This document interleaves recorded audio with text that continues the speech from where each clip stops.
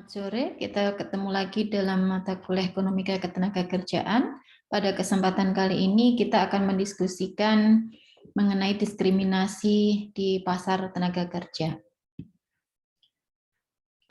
Perbedaan upah dan kesempatan kerja dapat terjadi di antara pekerja karena meskipun keterampilan yang sama dan bekerja di pekerjaan yang sama, namun karena latar belakang dari ras, jenis kelamin, asal negara, orientasi seksual ataupun karakteristik lain yang tampaknya tidak relevan, ini menyebabkan terjadinya perbedaan gitu ya. Perbedaan tersebut dapat dikatakan sebagai diskriminasi pasar tenaga kerja. Diskriminasi terjadi ketika pelaku di pasar tenaga kerja itu mempertimbangkan faktor seperti ras dan jenis kelamin dalam melakukan transaksi ekonominya. Analisis ekonomi diskriminasi pertama kali dicetuskan oleh Gary Becker. Dasar teori diskriminasi pasar tenaga kerja Becker adalah konsep diskriminasi selera. Misal, terdapat dua tipe pekerja dalam pasar tenaga kerja. Di sini ada pekerja kulit putih, ada pekerja kulit hitam. Perusahaan kompetitif menghadapi harga konstan untuk input tersebut. Misalkan upah sebesar W subscript W kecil adalah tingkat upah untuk pekerja kulit putih. Dan upah W subscript B adalah tingkat upah untuk pekerja kulit hitam. Jika perusahaan memiliki stigma buruk terhadap kulit hitam, perusahaan akan mengalami disutilitas dari merekrut pekerja kulit hitam. Dengan kata lain, walaupun biaya merekrut pekerja kulit hitam itu hanya sebesar W subscript B, perusahaan bertindak seolah-olah yang diperlukan itu adalah sebesar W subscript B dikalikan 1 plus D, di mana D adalah bilangan positif dan dapat disebut sebagai koefisien dari diskriminasi. Semakin besar stigma buruk, akan semakin besar disutilitas dalam merekrut pekerja kulit hitam, dan semakin besar pula koefisien diskriminasi dari D tersebut. Beberapa perusahaan, mungkin perusahaan milik kulit hitam, mungkin memiliki prejudice jenis lain, yaitu lebih memilih merekrut pekerja kulit hitam. Hal tersebut dapat dikatakan sebagai nepotisme sebenarnya, ya, dan mengimplikasikan bahwa biaya utilitas penyesuaian perusahaan dalam merekrut pekerja yang lebih disukai itu sebesar W subscript B dalam kurung 1 min N, di mana N adalah koefisien nepotisme yang bersifat positif. Definisi diskriminasi selera dari Becker ini dapat diaplikasikan pada interaksi ekonomi lainnya. Diskriminasi ini dapat menimbulkan diskriminasi perusahaan, diskriminasi pekerja, maupun diskriminasi konsumen, gitu ya. Nah, kita lihat dulu diskriminasi pemberi kerja atau perusahaan. Versi modern dari teori diskriminasi pemberi kerja Becker ini dicetuskan oleh Ero tahun 1973. Misal terdapat dua jenis pekerja di pasar tenaga kerja, yaitu pekerja kulit putih dan kulit hitam. Perusahaan kompetitif ini memutuskan berapa banyak input yang akan dipekerjakan. Dengan asumsi pekerja kulit putih dan hitam adalah substitusi sempurna. Fungsi produksi dapat ditulis sebagai berikut, yaitu key output adalah fungsi dari EW dan EB, di mana key itu adalah output, EW itu adalah jumlah pekerja kulit putih yang direkrut, dan EB itu adalah jumlah pekerja kulit hitam yang direkrut. Output perusahaan akan tergantung pada jumlah pekerja yang direkrut terlepas dari rasnya mereka. Sementara itu, output yang diproduksi dengan menambah satu pekerja atau produk marginal pekerjanya akan sama terlepas dari perusahaan mau merekrut pekerja kulit hitam kah atau maupun merekrut pekerja kulit putih. Karena produktivitas pekerja kulit hitam dan putih sama, perbedaan dari status ekonomi keduanya ini akan disebabkan oleh perilaku diskriminasi dari pelaku pasar gitu. Asumsinya tidak ada peran kapital dalam proses produksi. Keputusan perusahaan yang tidak melakukan diskriminasi seperti apa?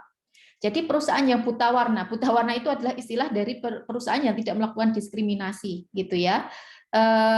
Itu menghadapi biaya input yang konstan, yaitu sebesar W subscript W kecil dan W subscript B kecil untuk pekerja kulit putih dan hitam. Karena kedua kelompok pekerja memiliki produksi marginal yang sama, perusahaan akan merekrut pekerja yang lebih murah. Jika upah pasar pekerja kulit hitam lebih rendah daripada pekerja kulit putih, perusahaan hanya akan merekrut pekerja kulit hitam. Begitu juga sebaliknya, gitu ya. Jadi misal upah pekerja kulit hitam itu lebih rendah dibandingkan kulit putih, yaitu WB kurang dari WW, perusahaan akan merekrut pekerja kulit hitam hingga upahnya sama dengan produk marginalnya, yaitu value marginal product of labor-nya. Keputusan perusahaan yang melakukan diskriminasi, itu bertindak seolah-olah pekerja kulit hitam di sini, tapi nanti dia biayanya itu, upahnya itu bukan WB, tetapi WB dalam kurung 1 plus D. Keputusan merekrut dari perusahaan bukan berdasarkan perbandingan tingkat upahnya, tapi perbandingan dari termasuk koefisien diskriminasinya. Keputusan merekrut pekerja bagi perusahaan yang mendiskriminasikan pekerja kulit hitam itu akan seperti ini. Dia hanya merekrut pekerja kulit hitam jika tingkat upah pekerja kulit hitam dikalikan dengan 1 plus D, koefisien diskriminasi itu lebih kecil daripada upah pekerja kulit putih. Dan hanya merekrut pekerja kulit putih jika tingkat upah dari pekerja kulit hitam dikalikan dengan 1 plus koefisien diskriminasinya adalah lebih besar daripada tingkat upah pekerja kulit putih. Implikasi dari model Becker ini adalah selama pekerja kulit putih dan hitam itu substitusi sempurna, perusahaan memiliki angkatan kerja yang terpisah atau tersegregasi. Jadi terdapat 2 jenis perusahaan jadinya, yaitu perusahaan kulit putih yang hanya merekrut pekerja kulit putih dan perusahaan kulit hitam yang hanya merekrut pekerja kulit hitam. Nah, keputusan perusahaan yang melakukan diskriminasi itu analisisnya adalah seperti ini. Perusahaan kulit putih itu hanya akan pekerjakan pekerja hingga upah pekerja kulit putih sama dengan nilai marginal produknya ya. Asumsinya upah dari pekerja kulit putih itu lebih mahal dibandingkan kulit hitam. Perusahaan kulit putih itu membayar harga yang tinggi untuk pekerjanya dan merekrut lebih sedikit pekerja kulit hitam, ini putih maaf, sebagai konsekuensinya. Perusahaan yang tidak menyukai pekerja kulit hitam tidak hanya merekrut pekerja kulit putih saja, tetapi juga merekrut lebih sedikit pekerja kulit putih jadinya. Kenapa? Karena biaya upahnya adalah mahal. Nah, perusahaan kulit putih ini cenderung merekrut lebih sedikit dibandingkan perusahaan yang tidak melakukan diskriminasi. Perusahaan dengan koefisien diskriminasi di 0 itu bertindak seolah-olah harga pekerja kulit hitam itu sebesar W subskrip B dikalikan 1 plus D0. Koefisien diskriminasi ini cukup kecil sehingga perusahaan masih mau merekrut pekerja dari kulit hitam. Gitu. Jadi jumlah pekerja kulit hitam yang direkrut akan semakin sedikit seiring dengan semakin besarnya koefisien diskriminasi perusahaan. Perusahaan yang tidak suka merekrut pekerja kulit hitam akan meminimalisasi ketidaknyamanan mereka dengan merekrut lebih sedikit pekerja kulit hitam nantinya. Diskriminasi dan profit. Diskriminasi itu tidak menguntungkan ya sebenarnya. Diskriminasi itu mengurangi keuntungan melalui 2 cara, yaitu merekrut warna pekerja yang salah dan atau merekrut jumlah pekerja yang salah. Jadi nanti proses produksi itu tidak akan optimal. Jika perusahaan yang melakukan diskriminasi hanya merekrut pekerja kulit hitam, mereka merekrut terlalu sedikit pekerja. Jika perusahaan yang melakukan diskriminasi hanya merekrut pekerja kulit putih, mereka juga merekrut terlalu sedikit pekerja pada tingkat upah yang tentunya juga sangat tinggi. Jadi bagaimana keseimbangan pasar tenaga kerja? Jadi jika rasio upah pekerja kulit hitam dengan kulit putih ini adalah sangat tinggi, tidak ada perusahaan yang akan merekrut pekerja kulit hitam jadinya. Jadi jika rasio upah pekerja kulit hitam terhadap kulit putih turun, akan banyak perusahaan yang mengkompensasi disutilitasnya dan permintaan pekerja kulit hitam tentunya akan meningkat. Kira-kira seperti itu gitu ya. Jadi sebenarnya keseimbangan rasio upah pekerja kulit hitam dan putih itu berada pada persinggungan penawaran dan permintaan, yaitu WB per WW ya, dalam kurung star yang ada di sini. Namun kemudian ada situasi jika beberapa perusahaan itu lebih memilih pekerja kulit hitam, mereka akan rela merekrut pekerja kulit hitam, bahkan jika rasio upah pekerja kulit hitam dan putih itu lebih dari 1, sehingga menggeser kurva permintaan ke D prime, dari D sini ke D prime. Nah, penawaran pekerja kulit hitam cukup kecil, maka terdapat kemungkinan rasio upah pekerja kulit hitam dan putih itu lebih dari 1 ketika kita menghitung rasionya. Jadi diskriminasi perusahaan akan menyebabkan perbedaan upah antara pekerja kulit hitam dan putih dengan keterampilan yang sama gitu. Diskriminasi pekerja juga dapat melakukan diskriminasi gitu ya. Misal pekerja kulit putih tidak suka bekerja dengan pekerja kulit hitam, sementara pekerja kulit hitam itu indifference terhadap ras dari rekan kerjanya.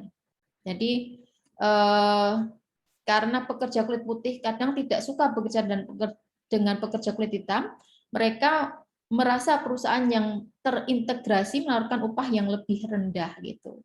Untuk menarik pekerja kulit putih, perusahaan yang terintegrasi harus menawarkan upah yang lebih tinggi. Tidak seperti diskriminasi perusahaan, diskriminasi pekerja itu tidak menyebabkan perbedaan upah antar pekerja kulit hitam dan putih dengan keterampilan yang sama. Sementara perusahaan yang buta warna itu akan tetap merekrut pekerja yang lebih murah, jadi tetap rasional.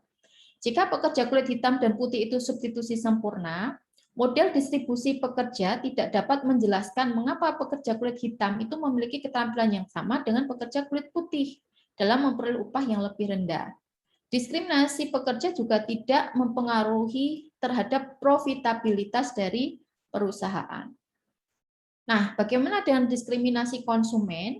Jika konsumen itu melakukan diskriminasi, keputusan pembelian mereka bukan berdasarkan harga sebenarnya dari barang, tapi harga utilitas atau penyesuaiannya, yaitu sebesar P dikalikan 1 min D. Jika orang kulit putih tidak suka membeli dari penjual kulit hitam, diskriminasi konsumen ini akan menurunkan permintaan barang dan jasa yang dijual oleh minoritas. Jadi selama perusahaan dalam mengalokasikan pekerjanya di posisi yang sesuai, diskriminasi konsumen tidak akan terlalu penting jadinya sebenarnya ya. Jadi misal meletakkan pekerja kulit hitam di pekerja yang hanya memerlukan sedikit kontak dengan konsumen gitu. Dan di sini meletakkan pekerja kulit putih yang bekerja di sektor jasa. Nah, diskriminasi konsumen ini akan memiliki efek negatif terhadap upah pekerja kulit hitam ketika perusahaan sulit menyembunyikan pekerja kulit hitam di publik.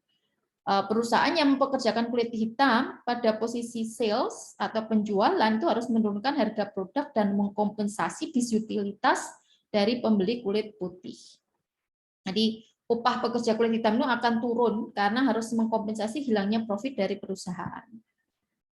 Nah, bagaimana terkait diskriminasi statistika, perbedaan ras dan jenis kelamin itu dapat muncul bahkan ketika tidak terdapat stigma tertentu ketika keanggotaan dalam grup tertentu, misal menjadi wanita berkulit hitam, itu memberikan informasi mengenai keterampilan dan produktivitas seseorang. Terdapat misal ya, 2 individu yang melamar dengan resume dan hasil wawancara yang sama persis, perbedaan hanyalah 1 pria dan 1 lagi wanita gitu ya. Perusahaan yang kesulitan memilih salah satu kandidat kemudian mengevaluasi riwayat pekerja yang pernah direkrut perusahaan. Nah, ternyata dari statistik kebanyakan wanita mengundurkan diri ketika berumur sudah 20-an tahun gitu. Walaupun perusahaan itu sebenarnya tidak mengetahui apakah kandidat wanita tersebut berkeinginan untuk mengundurkan diri kemudian hari. Nah, perusahaan akan memilih untuk merekrut kandidat pria dalam hal ini dengan alasan statistik tadi. Ini yang sebenarnya juga hasil dari diskriminasi statistik ya, perlakuannya kemudian juga akan berbeda. Nah, efek diskriminasi statistika pada upah pekerja itu tidak hanya bergantung pada nilai ujiannya, tapi juga pada nilai ujian rata-rata pekerja dalam kelompok rasnya. Jadi jika pekerja kulit hitam secara rata memiliki nilai yang lebih rendah daripada pekerja kulit putih, nah maka pekerja kulit putih yang peroleh nilai T star akan peroleh upah yang lebih tinggi dibandingkan dengan kulit hitam yang nilainya sama, karena kan memang dipengaruhi oleh rata-ratanya seperti itu. Nah, bagaimana cara mengukur diskriminasi? Terdapat 2 grup pekerja, misalkan pria dan wanita. Jadi ini gender gitu ya. Rata-rata upah pria WM, rata-rata upah wanita adalah WF. Diskriminasi ada pada perbedaan upah, yaitu delta dari upah rata-rata sama dengan selisih dari rata-rata upah pria dikurangkan rata-rata upah wanita, gitu. Namun definisi diskriminasi tersebut tidak cukup menjelaskan karena banyak faktor lain yang dapat menyebabkan perbedaan upah antara pria dan wanita. Definisi diskriminasi pasar tenaga kerja yang lebih tepat dalam membandingkan upah antar pekerja dan keterampilan yang sama. Misal hanya terdapat satu variabel yaitu pendidikan yang mempengaruhi pendapatan, maka kita asumsikan fungsi pendapatan seperti ini. Fungsi pendapatan pria itu adalah nanti upah pria sama dengan alfa M plus beta M dikalikan pendidikan pria. Fungsi pendapatan wanita itu adalah rata-rata upah wanita sama dengan alfa F ditambah beta F pendidikan wanita. Oleh karena itu, perbedaan upah antara pria dan wanita adalah selisih dari ini rata-rata pendapatan pria dan rata-rata pendapatan wanita. Dan kalau kita jabarkan dalam equation akan seperti ini. Nah, model perbedaan upah rata-rata dapat didekomposisi menjadi bagian yang muncul karena secara rata-rata pria dan wanita memiliki keterampilan yang berbeda. Nah, dekomposisi ini dinamakan Oaxaca decomposition dengan menambahkan dan mengurangkan beta M dikalikan SF bar pada sisi sebelah kanan. Jadi nanti perhitungannya menjadi seperti ini. Kita akan masukkan dua unsur, yaitu perbedaan karena diskriminasi dan perbedaan karena perbedaan keterampilan. Jadi di sini nanti adalah pendidikan rata-rata pendidikan laki-laki dan rata-rata pendidikan perempuan sebagai difference-nya gitu ya. Di sini merepresentasikan rata-rata perbedaan keterampilan. Sementara diskriminasi adalah di sini. Selain itu, dalam mengukur diskriminasi, kita juga bisa memvaliditas pengukuran diskriminasi dari Oaxaca decomposition tersebut tergantung pada apakah telah mengontrol seluruh dimensi yang membedakan keterampilan kedua grup. Jadi karakteristik individu, karakteristik rumah tangga, termasuk juga karakteristik dari komunitas. Nah, itu mungkin diskusi kita pada kesempatan kali ini. Terima kasih.